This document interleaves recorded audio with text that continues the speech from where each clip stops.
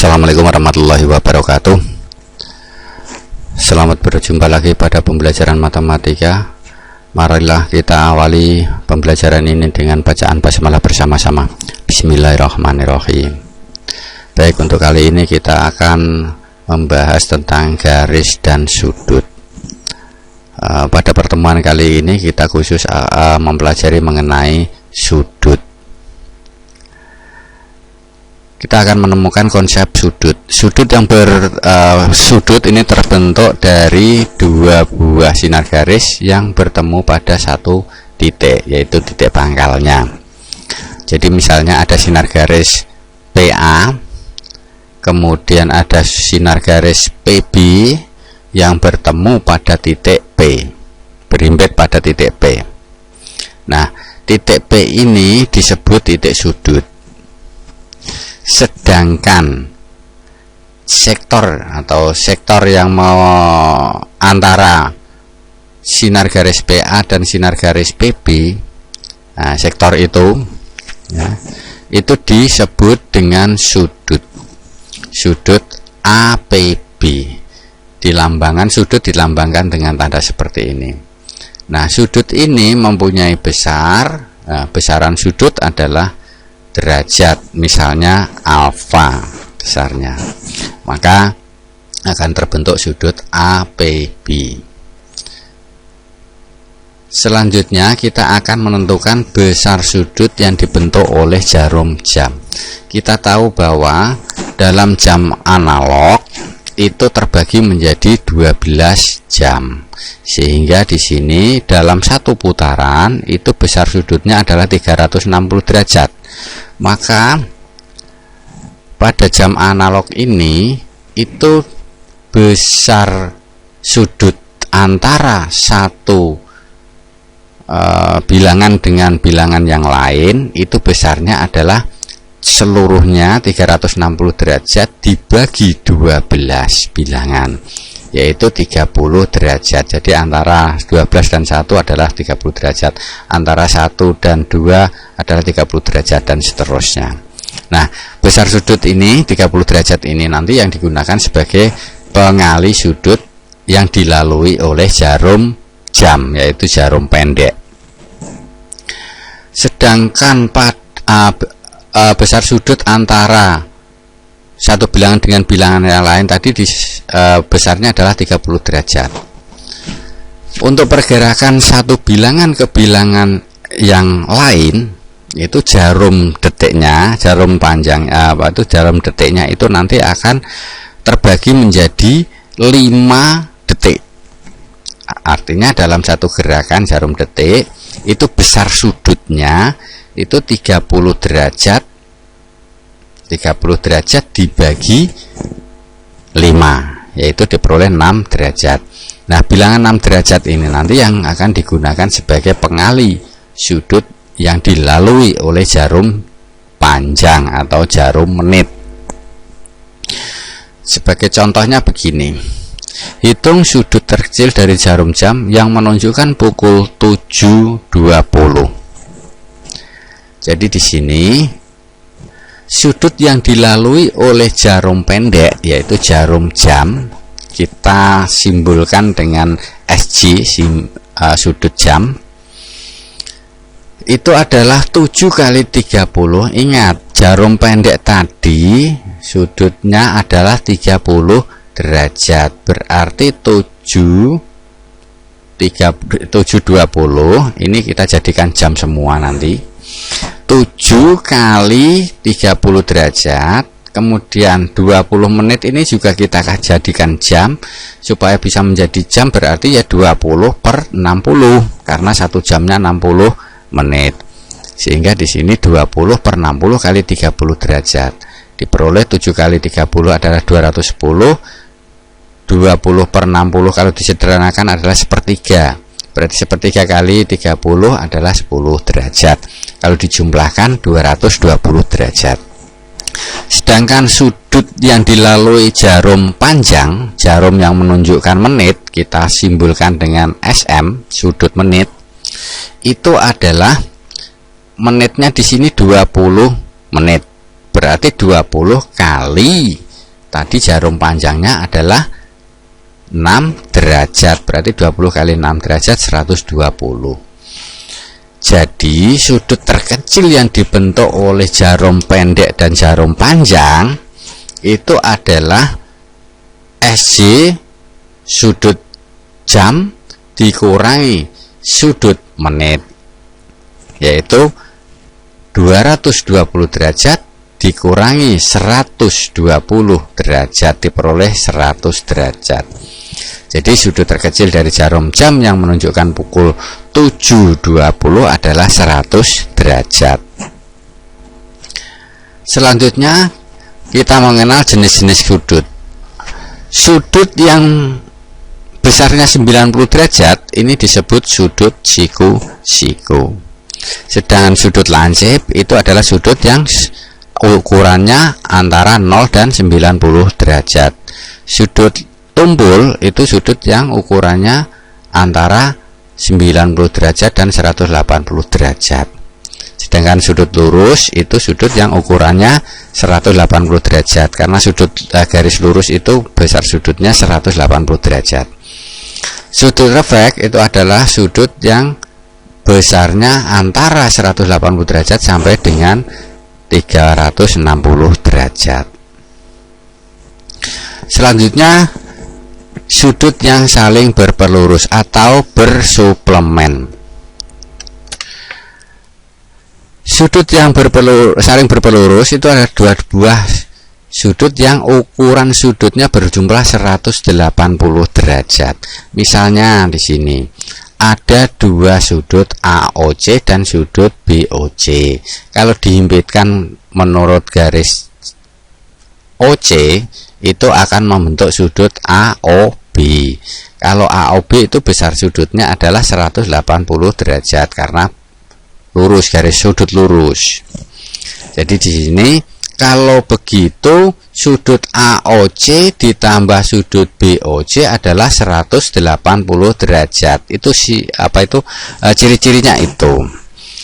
Dengan demikian maka sudut AOC dikatakan pelurus dari sudut BOC. Ciri-cirinya itu. Kemudian sudut yang saling berpenyiku. Sudut berpenyiku adalah dua buah sudut yang ukuran sudutnya berjumlah 90 derajat. Misalnya di sini ada sudut AOB besarnya 90 derajat. Kalau kita bagi menjadi dua, maka ada dua buah sudut, yaitu sudut AOC dan sudut BOC.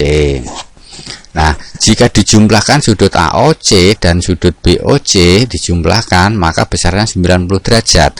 Maka dikatakan bahwa sudut AOC merupakan penyiku dari sudut BOC. Nah, ciri-cirinya besar sudutnya berjumlah 90 derajat. Selanjutnya sudut yang saling bertolak belakang. Jika ada dua buah garis PQ dan garis RS saling berpotongan, maka terdapat empat buah sudut. Nah, di sini sudut yang bertolak belakang itu adalah sudut yang arahnya itu berlawanan arah. Sudut yang arah hadapnya itu berlawanan. Misalnya di sini sudut T1 itu menghadap ke atas, berlawanan arah dengan sudut T3 yang menghadap ke bawah. Sudut T2 menghadap ke kanan dan sudut T4 itu menghadap ke kiri. Maka T1 dan T3 ini bertolak belakang. T2 dan T4 bertolak belakang karena arah hadapnya berlawanan. Nah, dua sudut yang saling bertolak belakang ini sama besar. Misalnya T1 dan T3 ini bertolak belakang, maka besar sudut T1 sama dengan besar sudut T3. Sudut T2 dan T4 ini bertolak belakang, maka besar sudut T2 sama dengan besar sudut T4.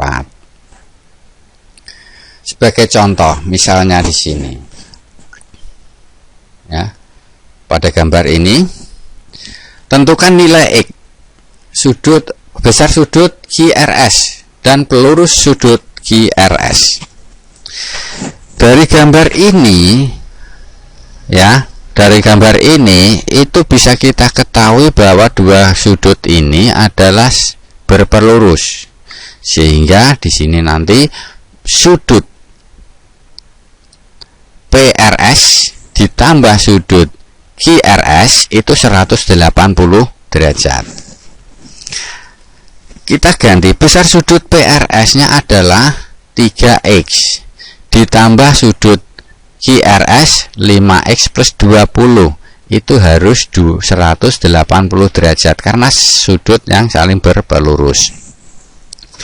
Kita jumlahkan X nya, 3X tambah 5X menjadi 8X ditambah 20 derajat, itu harus 180 derajat.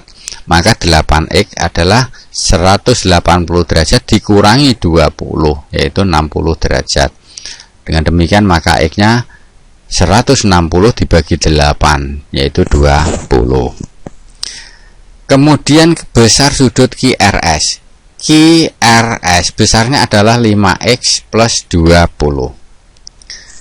Kita ganti X nya 20 karena sudah kita dapatkan nilai X adalah 20, sehingga besar sudut QRS adalah 5 kali 20 ditambah 20. 5 kali 20 adalah 100 ditambah 20, 120 derajat. Selanjutnya pelurus sudut QRS itu adalah sudut PRS. Nah, sudut PRS besarnya adalah 3X, sehingga X nya 20 berarti 3 kali 20 diperoleh 60 derajat. Selanjutnya contoh yang ketiga, perhatikan gambar berikut.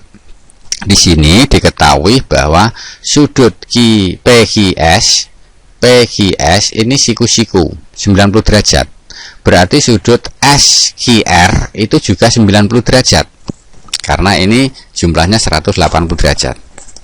Nah, sudut SQR ini terbagi menjadi dua, yaitu menjadi SQT yang besarnya diketahui X plus 28 dan sudut TQR besarnya 6X min 15 derajat. Nah, dua sudut ini berjumlah 90 derajat. Yang ditanyakan adalah besar sudut SQT dan sudut TQR. Nah, karena dua sudut ini saling berpenyiku, sehingga sudut SQT ditambah sudut TQR itu 90 derajat. Kita ganti yang sudah diketahui. Sudut SQT adalah X plus 28 ditambah sudut TQR 6X min 15 derajat sama dengan 90 derajat. Kemudian kita hilangkan kurungnya, kita jumlahkan X tambah 6X itu adalah 7X, 28 dikurangi 15 itu 13 derajat sama dengan 90 derajat. Sehingga 7X sama dengan 90 derajat dikurangi 13 derajat diperoleh 77 derajat. Dengan demikian maka X-nya adalah 77 dibagi 7 diperoleh 11. Selanjutnya ini nilai X yang diperoleh. Yang ditanyakan adalah nilai sudut besar sudut SQT. SQT adalah besarnya X plus 28. Dengan demikian maka X-nya kita ganti 11, yaitu 11 ditambah 28 diperoleh 39 derajat. Berikutnya sudut TQR. TQR adalah 6X min 15. Kita ganti X-nya adalah 11 yang sudah dicari, yaitu 6 kali 11 dikurangi 15 derajat. 66 dikurangi 15 diperoleh 51 derajat. Berikutnya contoh yang keempat. Perhatikan gambar berikut. Di sini adalah dua garis AC dan BD ini berpotongan, sehingga akan terbentuk dua pasang sudut yang saling bertolak belakang. Yang ditanyakan adalah nilai X, nilai Y, sudut BEC, sudut AED, sudut CED, dan sudut AEB. Masing-masing sudut ini ditanyakan besarnya. Oke. Kita akan mencari nilai X dulu. Sudut AED dan sudut BEC ini bertolak belakang, maka besarnya sama. Oke, maka di situ 5x min 10 derajat sama dengan 3x plus 20. Dengan demikian maka bisa kita ubah 3x nya pindah ruas ke kiri, yaitu 5x tetap 3x pindah ke kiri, yang tadinya tandanya plus menjadi min 3x, sama dengan 20. 10 nya pindah ruas ke kanan, tadinya min menjadi plus. Dengan demikian maka 5x dikurangi 3x adalah 2x, sama dengan 20 ditambah 10 30, maka x nya adalah 30 bagi 2 15. Sekarang kita akan mencari sudut BEC dan sudut AED. BEC dan sudut AED. Sudut BEC itu adalah 5x min 10, berarti 5 kali x nya 15 tadi dihitung dikurangi 10. 5 kali 15 75, dikurangi 10 65 derajat. Kemudian sudut AED ini bertolak belakang dengan sudut BEC, berarti besarnya sama, yaitu 65 derajat. Bisa kita masukkan ke sana 3x plus 20. 3 kali x nya 15, 3 kali 15 45, ditambah 20 juga 65. Selanjutnya pada sudut CED ini itu bertolak belakang dengan sudut AEB. Oke. Atau dengan menggunakan tanda pelurus juga boleh. Sudut CED dan sudut BEC ini berpelurus. Iki jumlahnya 180 derajat. Oke, kita akan mencari Y, nilai Y. Maka sudut CED ditambah sudut BEC adalah 180 derajat karena berpelurus. Dengan demikian maka 6Y plus 25, 6Y plus 25 ditambah 5x min 10. Nah, 5x plus min 10 ini tadi kan 65. Oke, BEC itu sama dengan 180 derajat. Dengan demikian maka 6Y ditambah 25 tambah 65 adalah 90 derajat, sama dengan 180 derajat. Maka 6Y adalah 180 derajat dikurangi 90 derajat, diperoleh 90 derajat. Dengan demikian maka Y nya adalah 90 dibagi 6, diperoleh 15. Selanjutnya kita akan mencari besar sudut CED. CED itu adalah 6Y plus 15, berarti 6 kali 15 Y nya ditambah 25 derajat. 6 kali 15 90 ditambah 25 derajat, diperoleh 115 derajat. Sedangkan sudut AEB itu bertolak belakang dengan sudut CED sehingga besarnya sama, ya, yaitu 115 derajat. Nah, demikian tadi mengenai sudut antara dua jarum jam, kemudian sudut saling berpelurus, kemudian sudut berpenyiku, kemudian sudut saling bertolak belakang. Untuk itu marilah kita coba latihannya. Ada 3 soal saja yang kita gunakan untuk berlatih. Semoga nanti bisa menambah keterampilan kalian untuk dapat menguasai pada materi ini. Demikian anak-anakku, pertemuan kali ini marilah kita akhiri dengan bacaan hamdalah bersama-sama. Alhamdulillahirabbil alamin. Kurang lebihnya saya mohon maaf. Assalamualaikum warahmatullahi wabarakatuh.